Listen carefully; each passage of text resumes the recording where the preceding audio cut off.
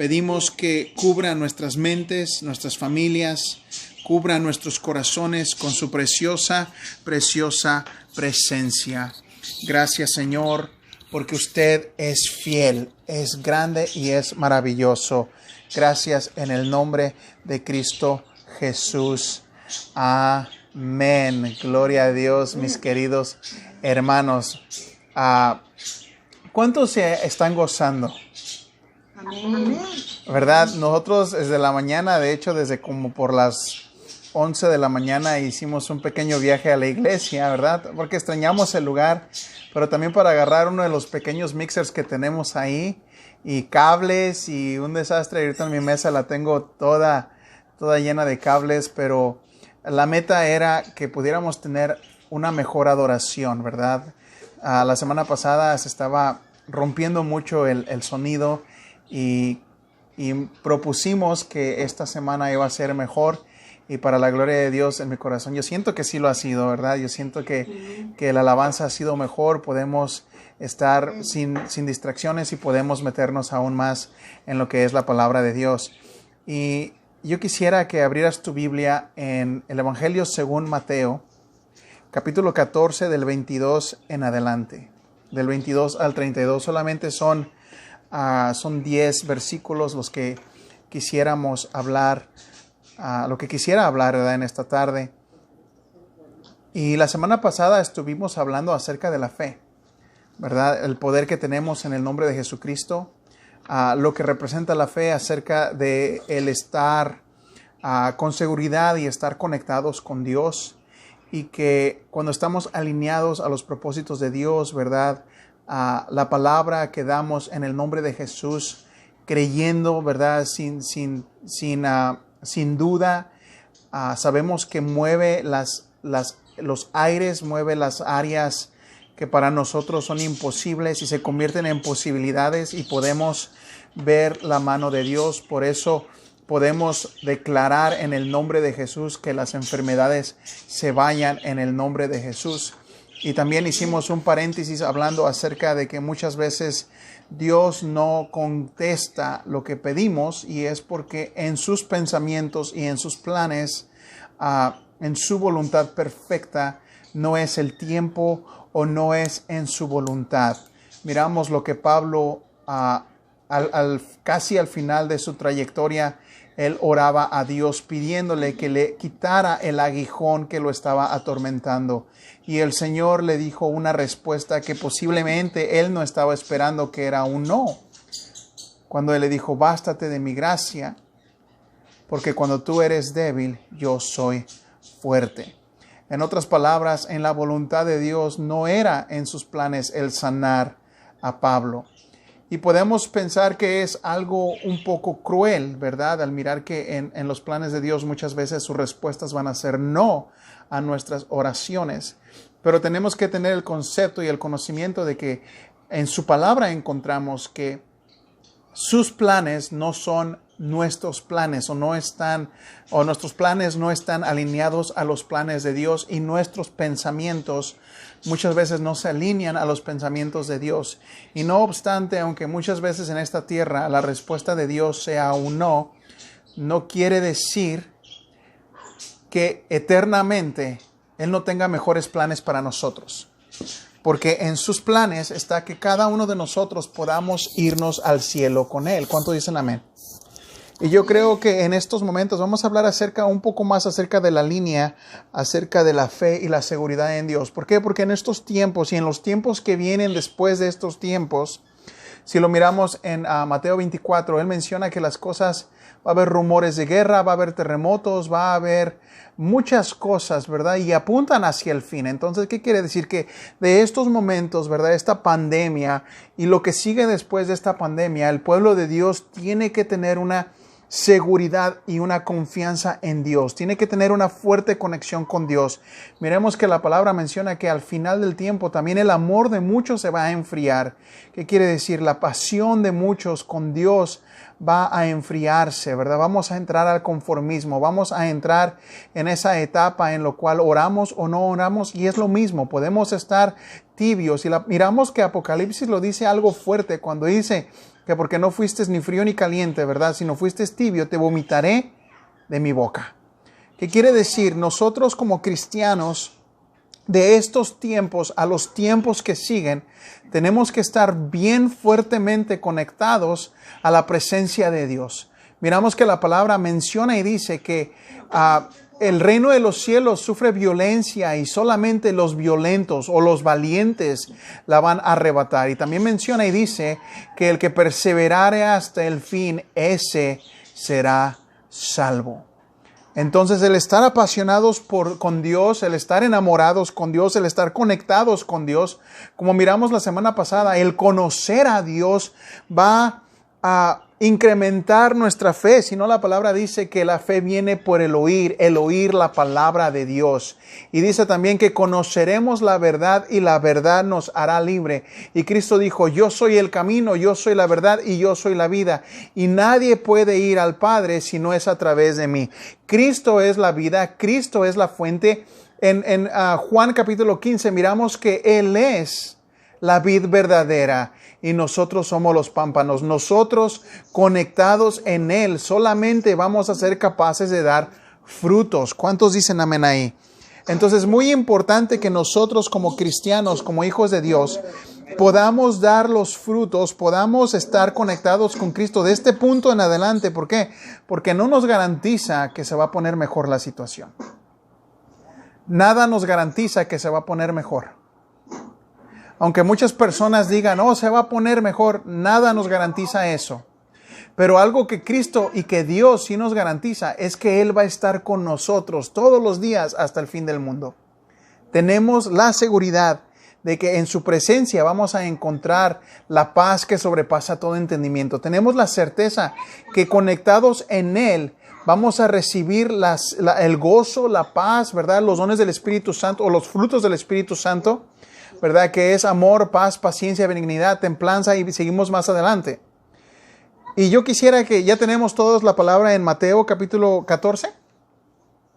Amén. Y quisiera yo leer esto, ¿verdad? Y el subtítulo de esto, ¿verdad? Dice, Jesús camina sobre el agua. Otra vez vamos a hablar acerca de los atributos de Dios, de la soberanía de Dios, de el Dios que se mueve en las áreas sobrenaturales, ¿verdad? Y dice la palabra de Dios. Enseguida Jesús hizo a sus discípulos entrar en la barca e ir delante de él a la otra ribera, entre tanto que él despedía a la multitud. Despedida la multitud, subió al monte a orar aparte, y cuando llegó la noche estaba ahí solo. Y ya la barca estaba en medio del mar, azotada por las olas, porque el viento era contrario. Mas a la cuarta vigilia de la noche, Jesús vino a ellos andando sobre el mar. Y los discípulos, viéndole andar sobre el mar, se turbaron diciendo, un fantasma, y dieron voces de miedo. Pero enseguida Jesús les habló diciendo, tened ánimo, yo soy, no temáis. Entonces le respondió Pedro y dijo, Señor, si eres tú, manda que yo vaya a ti sobre las aguas. Y él dijo, ven. Y descendió Pedro de la barca, andaba sobre las aguas para ir a Jesús, pero al ver el fuerte viento tuvo miedo y comenzando a hundirse dio voces diciendo, Señor, sálvame. Al momento Jesús extendió la mano así de él y le dijo, hombre de poca fe, ¿por qué dudas? ¿Por qué dudaste? Y cuando estuvieron en la barca se calmó el viento. Entonces los que estaban en la barca vinieron y le adoraron diciendo, verdaderamente eres Hijo de Dios. Padre, bendiga su palabra en esta tarde. Amén. Miramos lo sobrenatural de Dios y miramos el trato acerca de los discípulos. O sea, miramos una perspectiva de dos maneras o dos perspectivas. La primera es mirar la soberanía de Cristo. Mirar que Cristo tiene poder sobre todas las cosas. Mirar que Dios se mueve en lo sobrenatural. Mirar que Dios tiene el control de todo. Pero también miramos el trato a los discípulos. Ahora, qué fácil hubiera sido que Jesús hubiera apartado un tiempo después de despedir a la multitud y pasar un tiempo de oración con todos los discípulos, ¿verdad? Como nosotros en la iglesia tenemos cultos de oración o tenemos vigilias o tenemos muchas cosas que hace que vengamos en unidad y que podamos orar todos juntos. Y muchas de las cosas hubiera sido fácil que Él hubiera apartado ese tiempo, pero no lo hizo, ¿verdad? Dice la palabra que Jesús hizo que sus discípulos entraran en la barca y se fueran delante de Él a la otra ribera, ¿verdad? Y eso levanta una pregunta. ¿Por qué? Yo creo que en la Biblia vamos a encontrar que todas las cosas que suceden tienen un propósito. Podemos preguntar nosotros, ¿por qué es que Jesús hizo que los discípulos entraran en la barca y se fueran antes? Ahora, muchas personas podrían decir, es que Cristo quería tener un tiempo de oración a solas con su Padre. Otras personas podrían decir, no, es que Jesús conoce todo, ya sabiendo que Él tiene los atributos de Dios. Y que Él conoce lo que va a venir, igualmente como Él conoce lo que va a venir a nuestras vidas. Y muchos de mis hermanos van a decir, hermano, sí es cierto. ¿Por qué? Porque cuando van a levantarse pruebas en mi vida, el Señor me prepara de antemano. Cuando se va a levantar una tormenta que viene hacia mi vida, el Señor me levanta de madrugada y empieza a prepararme espiritualmente para que cuando vengan esas tempestades en mi vida, yo estoy preparado. O en otras ocasiones yo he escuchado personas que han dicho, antes de que esta persona o este hermano mío tuviera un accidente, antes de que esto pasara, el Señor me puso su foto en mi mente, me puso su cara en mi mente y me levantaba para que orara específicamente por esa persona. ¿Por qué? Porque venía algo en contra de esa persona y el Señor me estaba levantando a mí para que yo intercediera por eso y el Señor le diera la victoria. Entonces miramos que Dios conoce los tiempos que vienen y Él conoce los tiempos completamente. Dice la palabra que Él es el mismo de ayer, de hoy y por siempre. Él no cambia y Él tiene conocimiento de todas las cosas. Entonces, ¿por qué es que Él permite que los discípulos entraran a la barca y se fueran solos? Número 1, Él quería pasar tiempo con Dios, pero también Él sabía que se iba a levantar una tempestad y Él quería ver qué era lo que los discípulos habían aprendido. Recordemos esto. Dice que la palabra de Dios, y lo dice Hebreos, que es viva y eficaz y más cortante que una espada de dos filos, que entra a lo más profundo del hombre. También miramos en los evangelios que está la parábola de la semilla y miramos que la semilla representa la palabra de Dios y da los diferentes ejemplos de la semilla que cae en el empedregado, la semilla que cae entre las espinas y la semilla que cae en tierra fértil, en tierra buena. Y miramos que los que crecen en el pedregal crece, pero no tiene profundidad. Es un hermano que no está bien entrado y se desanima y se muere. Y miramos que el que cae entre las espinas es aquel que cae entre las opresiones del mundo y se ahoga. Y miramos que el que cae en la tierra fértil es aquel que la palabra crece en su corazón y da fruto, ¿verdad? Todo eso lo escuchamos. También miramos la parábola de aquel hombre que edifica su casa sobre la arena y el hombre que edifica su casa sobre la roca. Y se hace la similitud de que el hombre que edifica la casa sobre la arena es aquel hombre que escucha la palabra pero no la practica, no tiene profundidad, no tiene conocimiento, no tiene relación con Dios. Y viene la tempestad y se cae esa casa y hay una gran pérdida, un gran desastre. Pero dice la palabra que el hombre que edifica su casa sobre la roca es considerado prudente. ¿Por qué? Porque es la persona que escucha la palabra y la pone por obras. Y aunque venga la tempestad, esa casa está fundada sobre la roca y no importa qué tan grande ruja esa tempestad, no importa qué tan grande sean las olas, esa casa no se cae porque está fundada en la roca y sabemos que la roca es Cristo Jesús. Ahora podemos mirar y decir, ¿por qué era necesario que los discípulos entraran en la barca sola si Cristo sabía que iba a haber una tempestad a medio camino? Bien sencillo, porque como los discípulos estaban expuestos a la palabra, tenían que haber frutos de madurez. Tenían que ver en qué punto, vamos a decir un punto como un cordón, ¿verdad? Como un listón, como una vida. ¿Qué punto de su camino espiritual se encontraban? Cristo sabía que se iban a encontrar con un problema y era necesario que pasaran ese problema para ver qué tan fuertes en la fe se encontraban. Dice la palabra en el versículo 23, dice que Él despidió la multitud y subió a orar aparte. Ahora, yo creo que eso nos enseña acerca de cómo nosotros tenemos que tener una relación con nuestro Padre Celestial. Ya que la palabra más adelante menciona que nosotros somos coherederos con Cristo. Él nos enseña como el primero, como el primogénito de muchos, porque ahora nosotros también somos hijos de Dios. Entonces, como el primero, como el primogénito, hijo de Dios, Él nos pone el ejemplo de que nosotros como hijos de Dios e hijas de Dios tenemos que tener una vida de oración. Tenemos que tener una vida donde constantemente estamos conectados a Cristo Jesús, continuamente conectados a la voluntad de Dios. Y eso lo hace para que nosotros, cuando nos encontremos en contra o enfrente de las tempestades y de las turbulencias y de las pruebas y las tribulaciones, podamos encontrarnos que estamos cubiertos con la cobertura de Dios, como lo dice el Salmo 91. De que estamos habitando bajo el abrigo del Altísimo, bajo la morada del Omnipotente.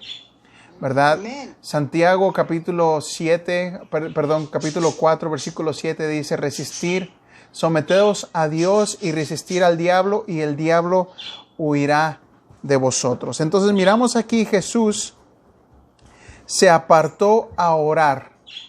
Dejó que los discípulos se fueran. Él sabía lo que iba a acontecer, pero él ocupaba tener un tiempo a solas con su Padre, con Papá Dios, ¿verdad? Y dice que ahí se quedó la noche. Llegó la noche, él estaba ahí solo. Estuvo un gran tiempo orando con Dios.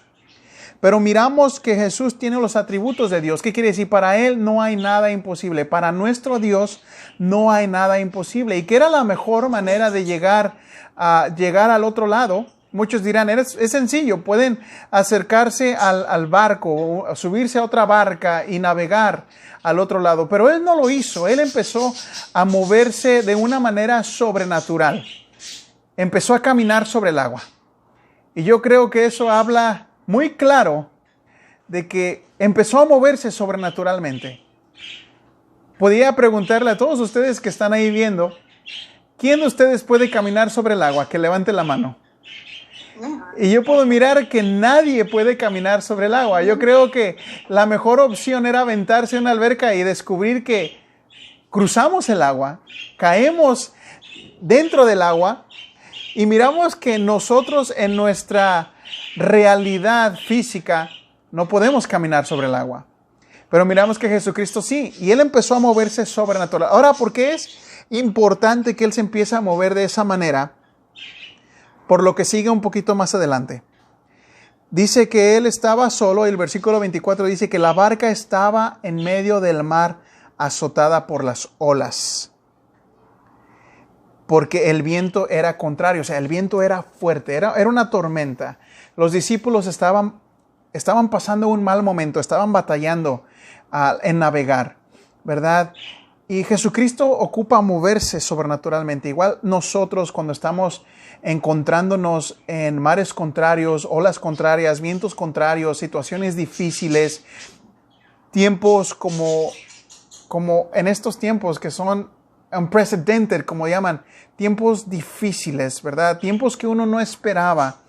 Y uno no tiene control, igual como los discípulos, muchos de ellos siendo pescadores, siendo marineros, estaban como dicen, a la merced del mar, a la merced de la tormenta. Uno no tiene control sobre esas cosas. Cuando hay un huracán, las personas no tienen el control para detener un huracán. ¿Qué es lo que las personas hacen cuando hay un huracán? Compran madera y empiezan a fortalecer sus casas, empiezan a tapar las ventanas. ¿Por qué? Porque nadie puede hacer nada en contra del huracán. Lo único que pueden hacer es prepararse para que los daños sean mínimos. Cuando en el centro de Estados Unidos, en esos lugares donde hay tornados, y empieza a sonar la campana o la alarma de que hay una tormenta, empiezan a pasar en la televisión, en los radios, ¿verdad? Las advertencias de los tornados. Las personas lo único que pueden hacer es correr, dejar sus casas, meterse a un sótano, meterse a una bóveda y esperar y orar y esperar y rezar de que ese tornado no destroce sus casas, o por lo menos que no les haga daño a sus seres queridos. ¿Por qué? Porque nadie tiene control de las tormentas. Lo único que podemos hacer es huir de ellas y tratar de escondernos. Igualmente los discípulos, ellos no tienen el control a las tormentas. Lo único que pueden hacer es tratar de mantenerse a salvo. Y era lo que estaba sucediendo. Muchas veces en nuestras vidas nosotros no tenemos control de las cosas. Y lo único que podemos hacer es buscar a Dios. Es tener la fe y la esperanza de que algo va a suceder. Y en esos momentos perfectos, como yo siempre lo he dicho, ¿verdad? Que Dios nunca llega tarde, nunca llega temprano, siempre llega en el momento adecuado.